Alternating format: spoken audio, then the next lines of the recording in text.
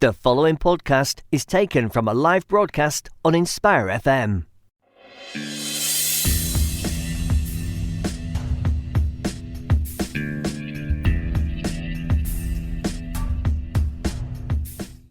Siempre real y sincero. De Copenhague hasta el Caribe. Siempre real y sincero. Oh, yeah. Dímelo. Say I never settle for less, triple down on positivity. Dark clouds, they come and they go all the time. My eyes on the prize, so I pay them no mind. And always giving my best. Say I gotta get up and get on my way. Leave the negativity way behind me. Say I'll never settle for less. Nunca. Sometimes it seems that we gotta lose it all before we can see that nothing lasts forever. Risk it all for love. Love is from above, and all my life is for you. So I'ma live it up. Siempre real y sincero. Y sincera es la música. I'ma live it up. Con amor verdadero. Vamos pa'lante. Yes, sir. Have you ever been in doubt, trying so hard to figure it out? I've spent many days lost in myself, drowned in this world, had to reset. I never ever go back to that again. Say I gotta get up and get on my way. Leave the negativity way behind me. Say I'll never settle for less. Sometimes it seems that we gotta lose it all before we can see that nothing lasts forever. Risk it all for love. Love is from above, and all my life is for you. So I'ma live it up. Siempre real y sincero. Y sincera es la música. I'ma live it up. Con amor verdadero. Vamos pa'lante. Yeah. Y líbrate la mente. Líbrate la mente. Y grita lo que sientes. Grita lo que sientes. Líbrate la mente. Líbrate la mente. Líbrate la mente. Con amor verdadero. Vamos pa'lante. La vida es lo mejor sin poner interrogante. Vamos pa'lante, mi gente pa'lante. La vida es lo mejor sin poner interrogante. Siempre real y sincero. Y sincera es la música, no se detiene. Siempre real y sincero. Sincera la música, no se detiene. Sometimes it seems that we gotta lose it all before we can see that nothing lasts forever. Risk it all for love. Love is from above, and all my life is for you. Hacia ti. Siempre real y sincero. Y sincera es la música. Live it up. Con amor verdadero. Vamos pa'lante. Y líbrate la mente. Líbrate la mente. Y grita lo que sientes. Grita lo que sientes. Líbrate la mente. Líbrate la mente. Líbrate la mente. Assalamu alaikum and welcome to the Book Club show on Inspire 105.1 FM. It is Tuesday the 12th of November and it's just past 10 o'clock. That was a new nasheed by Maher Zain called Live It Up, and I thought it would be a good one to kind of get us going in the morning because I've had quite a slow morning, if I'm honest with you. But yeah, so today we are obviously discussing another book, and this one I hope is going to be quite it might be quite a hard topic to talk about because it's something I do feel that particularly in our own community sometimes that we maybe don't talk about enough. But the book today that we are discussing on the Book Club show is When I Hit You by Meena Gandasamy. So I'm just going to introduce the book by reading the blog as I usually do. So it says, Caught in the Hook of Love. A young woman marries a dashing university professor. She moves to a rain-washed coastal town to be with him, but behind closed doors, she discovers that her perfect husband is a perfect monster. As he sets about bullying her into obedience and as her family pressures her to stay in the marriage, she swears to fight back, a resistance that will either kill her or set her free. Now, this book, When I Hit You by Meena Gandasamy, was shortlisted for the Women's Prize for Fiction. It was also shortlisted for the Jhalak Prize in 2018 and also longlisted for Dylan Thomas Prize in 2018. So it's definitely a book that's really had, I guess, worldwide recognition. And having read the book, I have to say, it is a pretty... it's a pretty hard read, and I think mainly the reason for me in particular is somebody who's married, and just kind of when you're new to a marriage and how you have to navigate that relationship as a husband and wife, but also all the things that lead up to marriage in terms of relationships and how you connect with somebody in terms of a human being, another human being. I think it's really interesting in how I guess in the current day and age, what do we define love as, and how do we define marriage, and how do we define what is a good relationship? And obviously these things sometimes, I guess, change over the course of somebody's life, but ultimately I think anyone, when we have an intention to marry, especially as people of the Muslim faith and Islam, we know that marriage is a sunnah, and the hadith that when you marry, that you complete your deen as well. And again, there's also conversations even to be had about that, but so I think today is going to be, if you have any comments and views as you're listening to the show, you can call in on 01582 481 822, and you can WhatsApp in on 0779 481 822. So I am joined by a very special guest this morning by the name of Afroz. She is a staff writer at the Canary, freelance academic editor, and she was also the formerly editor of Writers of Colour. So I'm really, really pleased to be joined by Afroz this morning. So I am going to just introduce her. Assalamu alaikum. Assalamu alaikum, Afroz. How are you? I'm very well. How are you? I'm very good, thank you. Good. To be on your show. Oh no, thank you so much for taking out the time this morning to be here and talk about this. And actually, it might be worth the listeners knowing, because obviously I kind of reached out to you, and it was a suggestion because you said that you recently read it. So actually, it was the first time, I guess, me being introduced to the book. So can you talk maybe a little bit about first what you do in terms of your work, and then maybe why you were interested in reading this book? And we can start off like that. I'm sorry, I missed the first part of the question. No, sure. I was saying that if you could talk maybe a little bit about what you do in terms of your work, and then what it kind of made you read this book initially. Okay. The work... Oh, hello. You're breaking up a little bit. Hello. Can you hear me? Yes, I can, yeah. So I did my first degree in English, and I've kind of been a bit of an English nerd for a long time, pretty much my whole life, I guess. So reading for pleasure is something that I don't get to do as often as I would like, probably, Sure. And that's what caused me to, that's why I was reading this book. Yeah. But also, in terms of work, I am currently writing, so... I write for this sort of left-wing independent news outlet. I do all kinds of, I write about politics, and I also write about things like racism and Islamophobia, and I try to, every now and then, reflect on my personal experiences and write about them as well, just as a way to kind of, find a way to make my writing relatable to other people. And I think that's, so that's pretty much what I'm doing currently. So the reading of the book is, I came across it because I kind of do this thing where I save screenshots of books that people have recommended online. Yeah. And so I think this has been, it's gotten quite a few prizes, and it's been shortlisted for prizes as well. Yeah. So, at one point it must have been shared like on Twitter, and so I saved it, and but the other thing that kind of drew me to it is the fact that, the issue of domestic abuse, and the fact that it's something that I've been kind of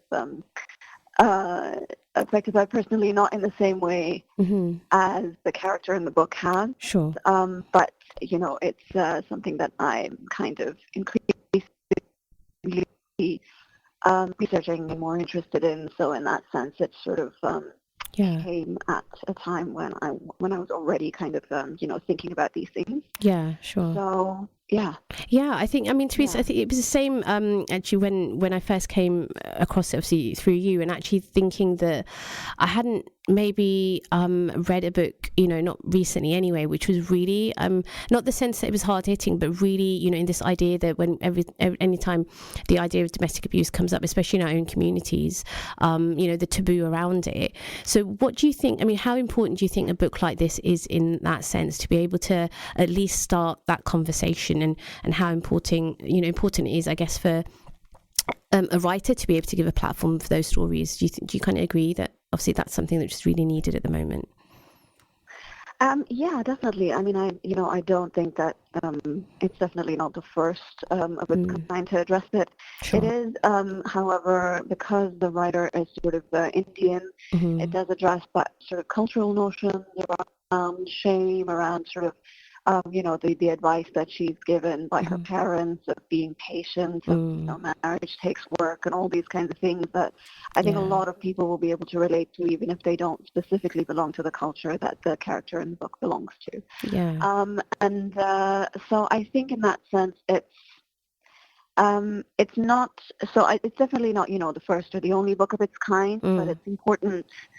I think one of the things that struck me about it was how sort of bold it was in the casual depiction of the abuse that that the character goes through, and sort of it's quite graphic, but at the same time you kind of don't really, there's no build up to it, it just kind of happens. And I think that it may be in a sense intentional, in the sense that when people are going through this, there's no build up to it, there's no warning as such. It's just sort of, you're in the middle of it, and then you're trapped and you don't know how to get out, right? So in that sense, that makes it quite powerful. It's definitely, there's a lot of food for thought in there for communities, for who do live with these notions of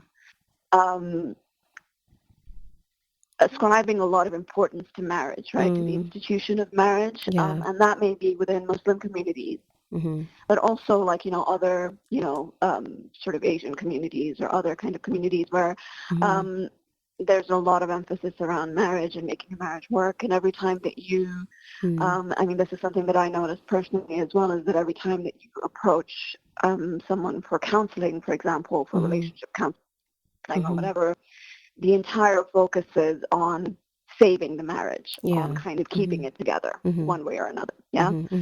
So I think in that sense, it's important for people to realize sometimes how damaging that attitude can be. And I think that in this particular instance in the book, it's quite an extreme example. And I think slowly in the Muslim community, from my observation, people are kind of waking up to the fact that actually, physical abuse is not acceptable, that it's a situation that you should help the woman get out of as soon as possible. Mostly it's the woman, and so on. So people are slowly waking up to that realization. However, there is still generally a lot of kind of still emphasis. There's a lot of there's lack of recognition of other kinds of abuse. There's financial, there's emotional, there's psychological, and all that. So there's not really enough, I think, understanding of the different ways in which abuse can manifest.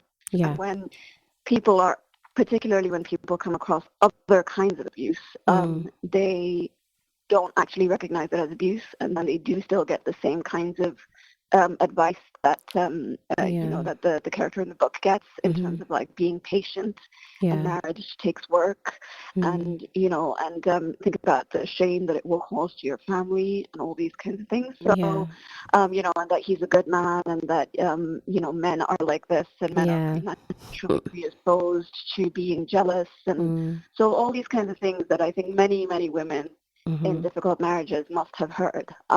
So I think it's very important in that sense for people to become aware of how damaging Yeah, this absolutely. attitude can be. And I'm hoping that if people read this, then that will help in that sense.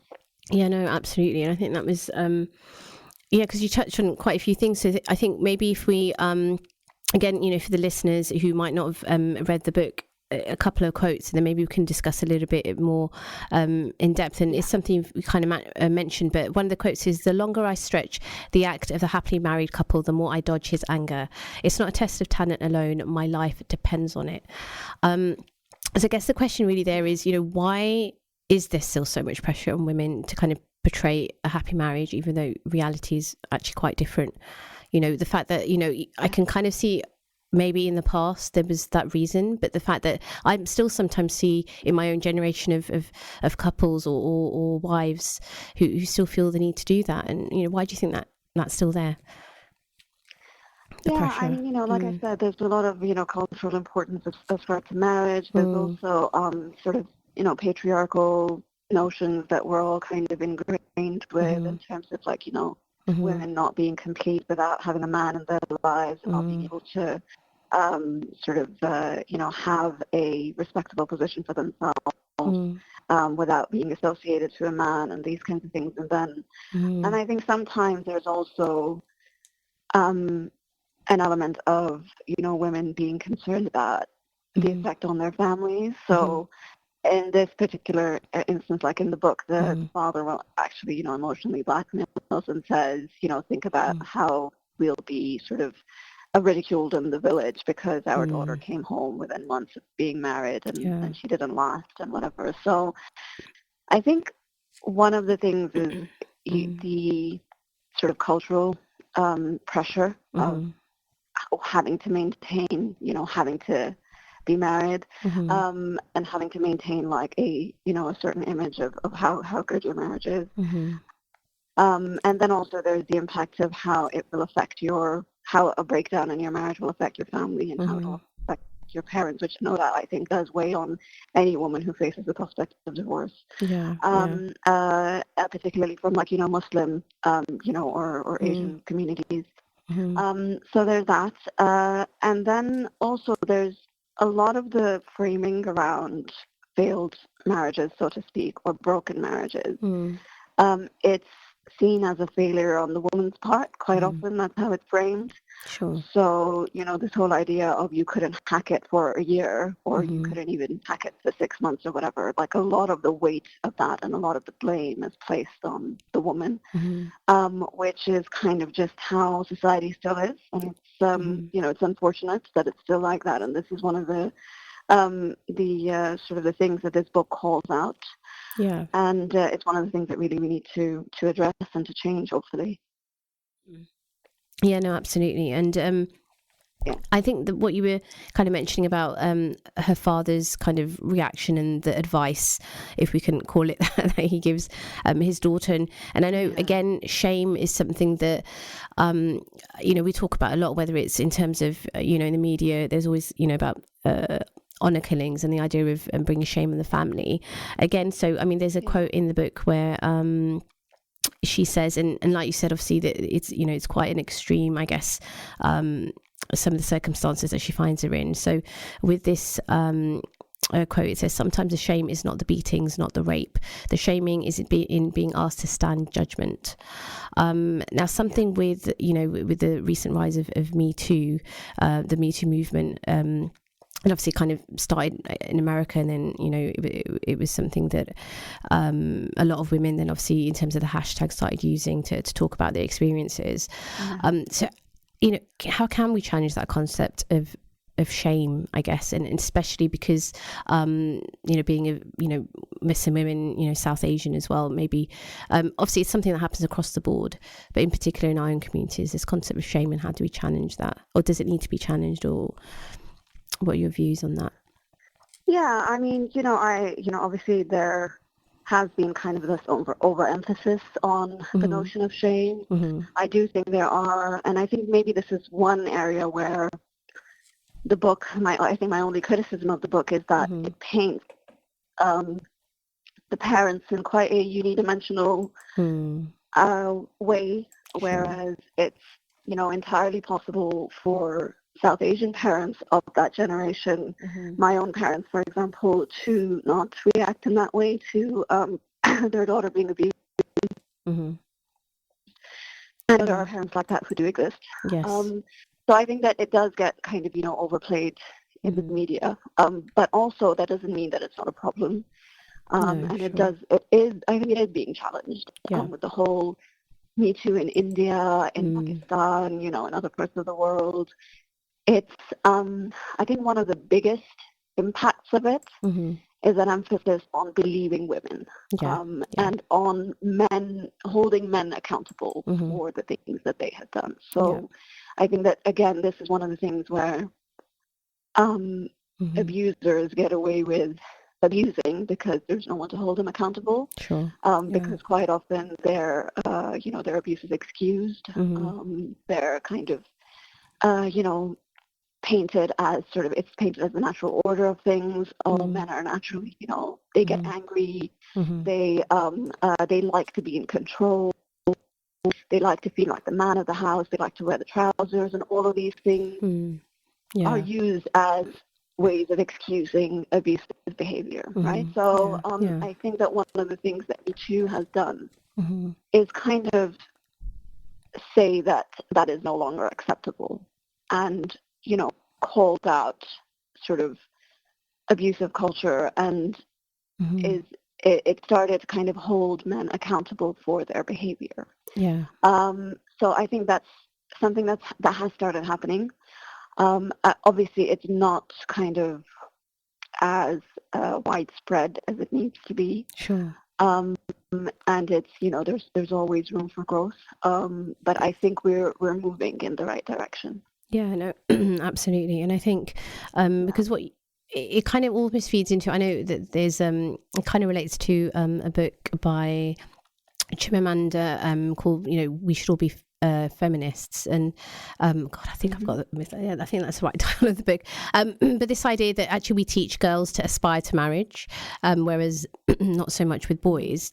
And how actually these things can also toxic masculinity is another thing that obviously we talk a lot about, in kind of the current climate, and how we end up, I guess, in a way feeding that, and that also then, can lead to toxic, I guess, abusive, relationships as well. And like you said, sometimes it just creeps up. And to be honest, even, kind of excusing the behavior of I guess, some men, and how, like you said, if there's no accountability, then it almost perpetuates that. And obviously that's, it's something, I guess we do need to really, really start thinking about. And I guess, for somebody, I guess, who's a parent as well, when I think about, I've got 2 daughters, but, regardless of whether you have daughters or sons, it has to, I guess, start that early in terms of how, when we teach children about friendship and what it means to be kind and caring and all those things about shaping the next generation. I think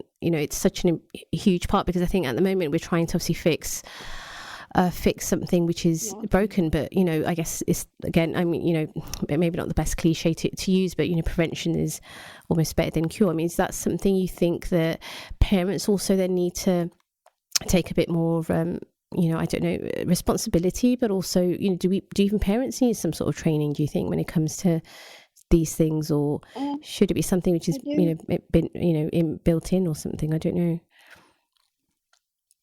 Yeah, I do, think, like I said on Twitter actually a few years ago, that toxic masculinity is one of the, major reasons for marriages breaking down these days. And it's not because, people always kind of lament about how there's a rising divorce rate in the Muslim community, but I don't think that is because this generation can't compromise, and I don't think it's because this generation is, doesn't, or is too patient or whatever. I think it is because women now are a lot more aware of their rights, and they are a lot more aware of, what they should and shouldn't put up with. And so that, and a lot of that, a lot of the problems that are caused in marriages are by toxic masculinity and are by attitudes that are, that are informed by toxic masculinity. So I think the only way to counter that really is to erase it in future generations. And so it is all about how we raise our children, that we raise our sons to respect, women, to respect everyone, and how we raise our daughters to love themselves, to not kind of, have their entire existence hinged on being married and the importance of being married and saying that if you're not married by 25, then you're past your expiry date and all these kinds of things. And teaching, our daughters to love ourselves as complete human beings that aren't kind of beholden to the affection or the attention of any man. I think all of these things are essential to kind of countering that culture. But I mean, mostly when it comes to countering toxic masculinity, and when it comes to encountering the culture of abuse, it does start with how we raise our men. Also, it's about parents today, parents of grown men, not enabling their grown sons, right? So not excusing their behavior. If you see that your daughter-in-law is being mistreated, then we're just going to head over to a break, and then we're just going to head over to a break, and then we'll continue the conversation. You're listening to an Inspire FM podcast, making available our popular programs from our daily broadcast on Inspire FM.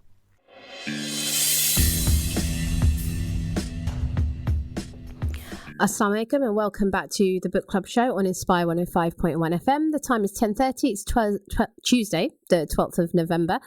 So just before the break, I was talking to my guest, Afroz, who is with me over the line, and the book we're discussing today is When I Hit You by Mina Kandasamy.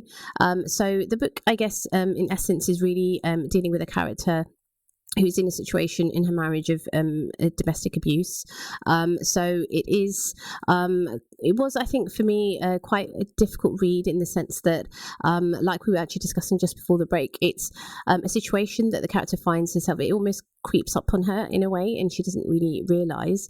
But obviously then she finds herself in the situation. She's then given advice, in the first instance by her parents to keep the marriage going and to make it work, and in the end to stay in this abusive relationship, but also all the conversations and situations she finds herself in with her husband.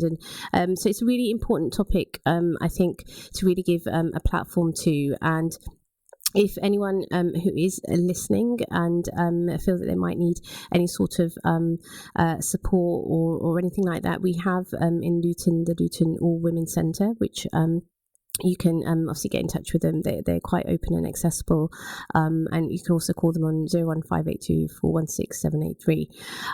So just before the break, for the book When I Hit You by Mina Kandasamy, Afroz was talking about the notion of a toxic masculinity, and how actually this idea that parents also, when we need to take this responsibility when we're raising our children's sons and daughters, but I guess in this instance also our sons, and how we're raising them in terms of being in essence good human beings, and how to treat wives in the honor and respect that obviously any really human being deserves. But this idea that even currently in our own communities, or even in others as well, it is this notion of toxic masculinity that is really affecting our marriages, and how we actually then respond to that. So I'm going to welcome back Afroz. Assalamu alaikum. So you were we obviously went to a break just before, but did you want to just continue on what you were saying on this idea of I guess parenting and how we raise our children? Yeah, sure. So, I mean, what I was talking about was parents holding their adult sons to account, particularly where, we are, like, in our community, it's not like, it's not like white culture where you kind of disassociate from parents almost, and you only meet them on Christmas time or whatever. There's a lot more contact with with family members and so on. And so I think that family members, particularly parents, are in a position to hold their sons to account if they see abusive behavior. And this is something that really they need to be doing. But quite often what we'll see is that if um, a woman makes a claim of abuse against her husband, then the husband's parents will automatically, by default, just take his side and will just believe his side of the story and completely sort of dismiss anything that the that the woman is saying, and not just the parents, actually, probably the other relatives as well, and so on, siblings, and so on and so forth. So I think it is quite important. I mean, for me, the Quranic verse from Surah Al-Nisa, which talks about establishing justice and upholding justice, even if it is against your own family members. It's important to hold people to account when they are doing something wrong, particularly when it's, this isn't just about a minor infraction, but actually, considerably harming somebody's life, right? Whether it's physically, whether it's emotionally, and so on. So I think that it's important to recognize it as injustice and to call it out, even when it's your own family members who are doing it. And I think parents definitely do have a role to play in that. So far, what we see is pretty much just parents excusing their sons' behaviors when they're abusing their wives. And really, this is something that needs to stop. That needs to stop. Yeah, So absolutely. that's something that we could be doing in the here and now. And do you think that is it possible that there's partly also a lack of understanding on what is defined as, whether it can be defined, what abuse is? Because there's one quote in the book where, the character says, in place of a firing squad, I stared down the barrels of endless interrogation. Why did she not run away? Yeah. So do you think that there is kind of, people are struggling to understand that actually there's a debilitating kind of nature in being, in an abusive relationship that sometimes you literally cannot escape, because it's not even about the physical escape, right? So, to what extent do you kind of agree with that or disagree with that? I do. I do think that there is a lack of understanding. So partly, yes, that is an issue, but sometimes I think that it is really just an unwillingness to believe the woman. I think generally, women, whether it is when it comes to having our health concerns taken seriously, or whether it comes to, sexual assault or whatever, generally because of, patriarchal culture, there is a reluctance to believe the woman's side of the story. And so I think that as far as that goes, this is something that we can address by changing attitudes. But also, obviously, we do need awareness in terms of the ways that abuse manifests. I think generally as well, even if we didn't have awareness, I think there's far too much judgment in the way that we kind of, deal with people. I think that quite often with intra-community relations, we kind of act like people are answerable to us for their decisions when really they're not, right? So, for example, so what I see in that statement where, staring down the barrel of a gun and facing interrogation, partly it's them not understanding how difficult it is for someone in an abusive situation to leave. But also it's a sense of entitlement that you owe them answers, right? When actually somebody who's been in that situation doesn't owe you anything, right? So they may share their experience if they want to. They may share their experience because they want you to help them get justice. But they don't actually owe you answers. So it's not really up to people to then say things like, question decisions and say, why didn't you leave sooner?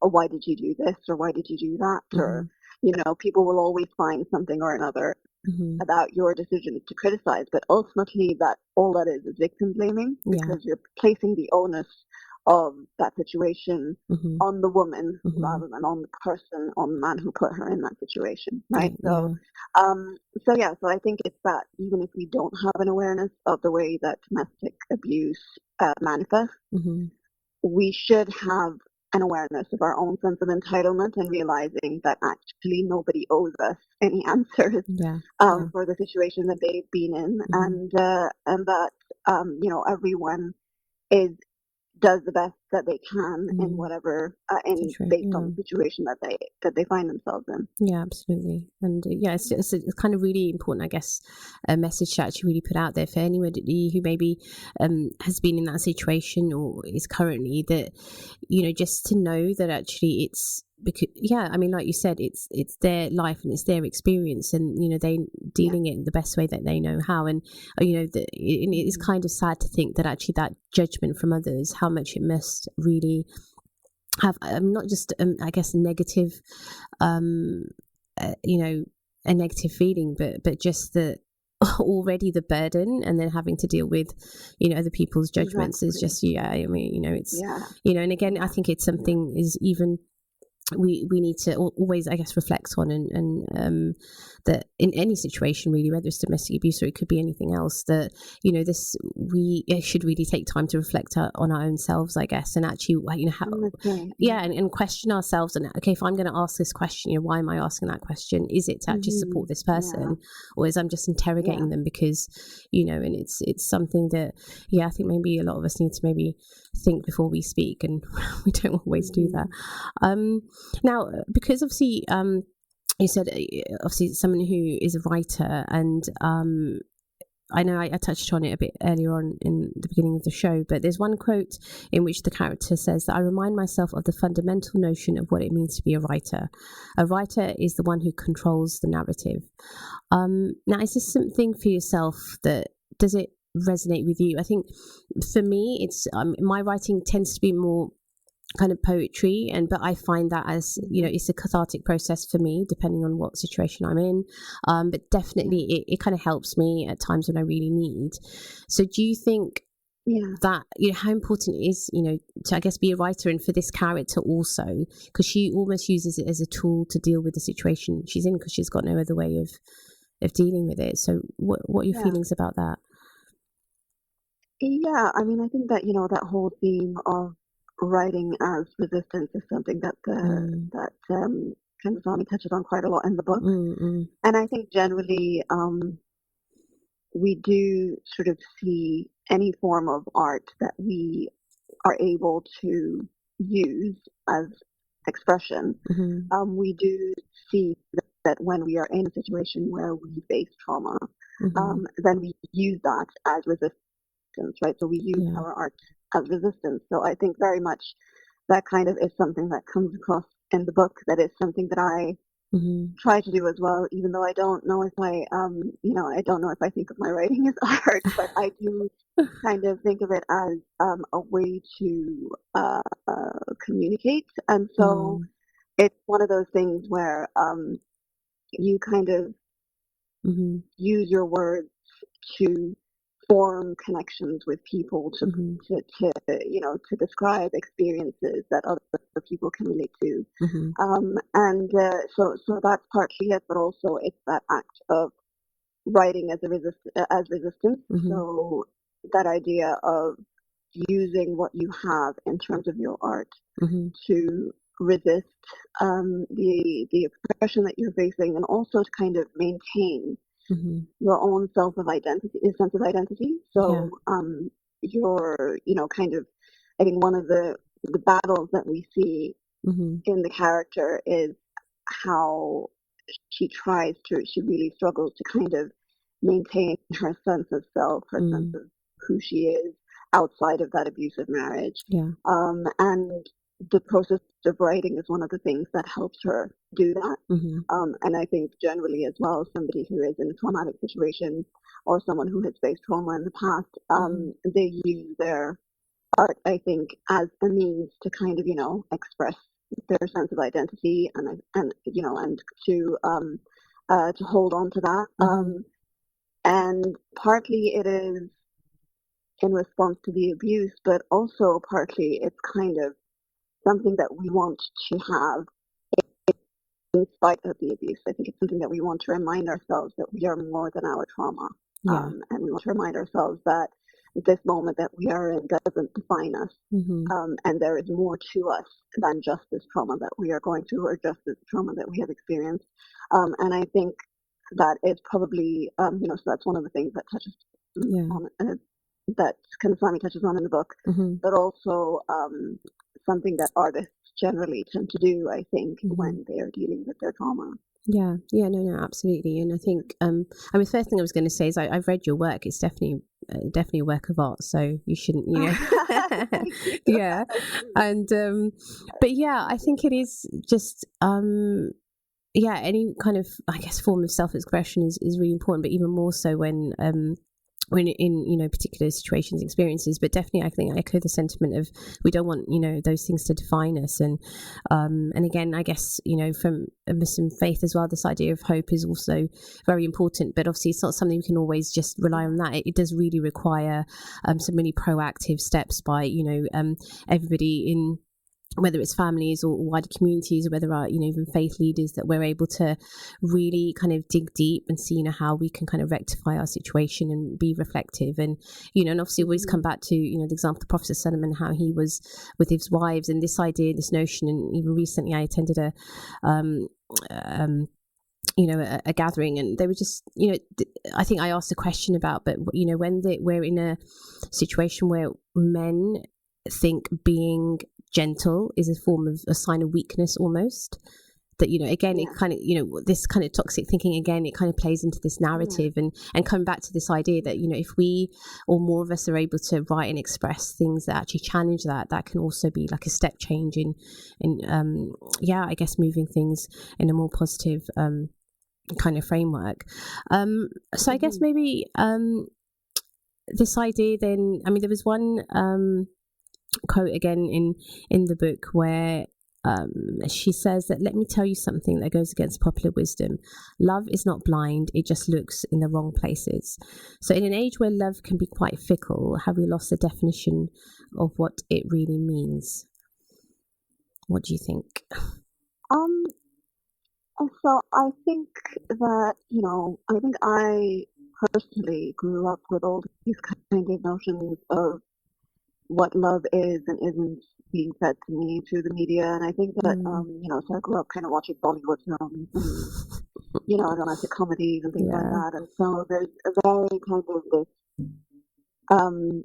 this idea that love is one thing, right? It's between a man and a woman, and it's kind of, it completes you and so on, and kind of, you're incomplete until you find that.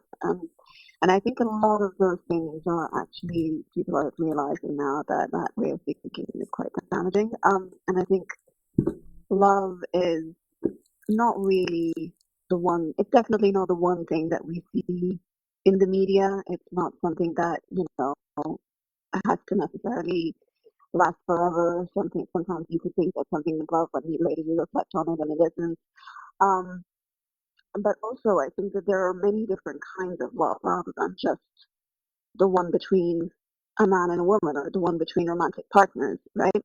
And I think it's important that we feed ourselves with all the different kinds of love that there are, and so that includes sort of your family and your friend circle, but also self-love, right? And so raising our daughters, for example, to love themselves. I've said before that rather than encouraging humility in little girls, we should encourage overconfidence, because the world will beat it out of them too much anyway. So it's important that we teach young girls to love themselves, to not think that they need a man to complete them.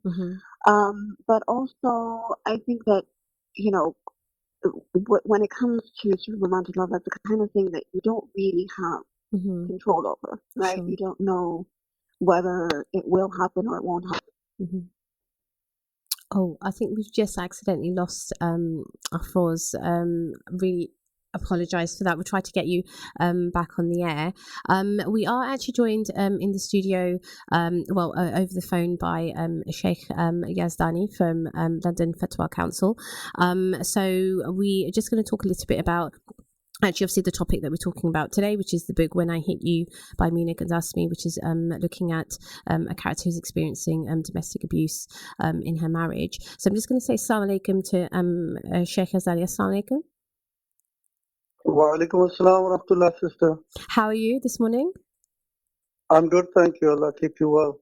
Thank you so much for joining us and talking about this really important topic. Would you like to just start by letting us know what work you're doing at the moment with London Fatwa Council and how it relates to the book that and the topic we're talking about today in terms of domestic abuse? Yes, inshallah. First and foremost, may I express my gratitude and thanks for highlighting pertinent issues within our community. And indeed, absolutely, one should not be suffering in silence. Mm-hmm. Perhaps it's because of a taboo issue, it's never been brought at the forefront. Mm-hmm. That people brush it under the carpet. Mm-hmm. And it's a subject that's been very dear and close to me, and I realize that we can do as much as possible from the members and the pulpit of the mosque, but there needs to be much more that supports our mothers and sisters and the future generation of mothers and sisters with regards to their safeguard. I think the word safeguard is a very lovely word. Because it encompasses many things in a very respectful way. People tend to fight using Quran and Sunnah to actually empower one another. And this habit is becoming so bad that it almost seems as if in order to support their cultural values, now we are plucking verses from the Quran and the Sunnah of Nabi Sallallahu Alaihi Wasallam to suppress one another. And this, element of when I beat you is a very pertinent issue. It's, it's a very brave thing to have come out. And Islam is not against highlighting things that are important and need to be addressed. So whether it's UK, the Europe, or any other part of the world, a woman is a woman, and the tests and trials of her suffering and suffering in silence is an ongoing and continuous thing. But we do need to highlight it in our community. London Fatwa Council was established in 2009 in order to support women suffering from domestic abuse and domestic violence, but more so within the Sharia axis. And that is because we can all be agni ounce, but at the end of the day, that which defines the step that we take forward for our mothers and sisters is Sharia, because we are pretty much bound to the Quran and Sunnah to Nabi Sallallahu Alaihi Wasallam. Good advice can be given and the advice to move on can be given, but the separation process is not an easy element. We realize many other Sharia councils have been established, but then, are they experts? Are they, are they the license holders of fiqh? Have they received the mandate to specialize in this field? Remains a very important question mark. So I think recent survey and recent remarks from concerned organizations who serve and champion the cause of women suffering from domestic abuse and domestic violence have highlighted that there are many things that the Sharia councils are overlooking, and not only overlooking but seem to be shallow in their approach of understanding the plight of our mothers and sisters who are suffering in silence. It's not always as they stereotypically say, this is an excuse, etc., and so on. So it seems we are judgmental before we look at the facts of the evidence. Sure, yeah. And I think, it's very important. London Fatwa Council, mashallah, has been established since, and it's working on all of these avenues and points. But we more specifically focus on the khula and the tafsikh element of it. It's not a matter of just giving a certificate of it. It becomes absolutely forbidden and haram. But a woman, some point in her life, after the support she receives, she needs to make the decision of whether she's going to continue her relationship or end the relationship. So obviously, the law of the land is there absolutely to give the civic rights, but the Islamic rights have to also be given, because a woman is to a large extent more vulnerable than a man. A man can verbally say it, but a woman has to undergo the process of due diligence according to the Sharia to get a khula or a fas. So in this regard, alhamdulillah ta'ala, what we've realized is that women are very vulnerable. They've come over from Pakistan, come over from other countries. Here, the environment is challenging in itself. Lo and behold, they're thrown out of their own houses. They've got no extended families to support them. They end up coming to our organization. What we've realized is there's an average of 800 to 1,500 cost involved in settling them in a refuge, for instance. They need their basic necessities and needs. All of these things, people, we think that, the moment they get on roll of benefit or the moment they go to the council, they get a big lump sum of check and they have their own property, etc. That's not the case at all.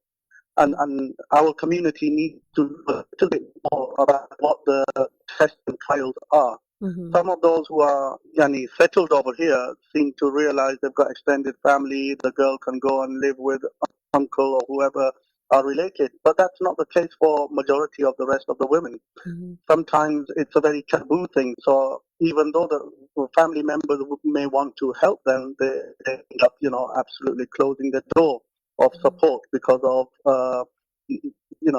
trials within clans or threats, honor threats within the clan. Yeah, absolutely. And these are terrible things. And we only have a minute left of the show, I'm afraid. But I know that you were mentioning that in order to help continue your work, that you were planning to do an event next month. So did you want to talk a little bit about that? Yes, we've been doing this because we're a charity organization. We're a non-for-profit, and we haven't really been accessing government funds. But we believe, keeping private as possible, confidential as possible is necessary. Alhamdulillah ta'ala, every 2 years or 3 years we do a fundraiser. So we are doing a fundraiser for our mothers and sisters on the 14th of December. This is a Saturday afternoon from 12 o'clock to 5 o'clock. And it's a fundraiser about specifically mothers and sisters who are doing well in their business but believe supporting other mothers and sisters is really essential and important. So thank you, Sheikh. We're on just my going behalf, to... an invitation, inshallah. Thank you for listening to our podcast. We stream our daily broadcast on inspirefm.org. You'll find all our daily updates on our social media at Inspire FM Luton.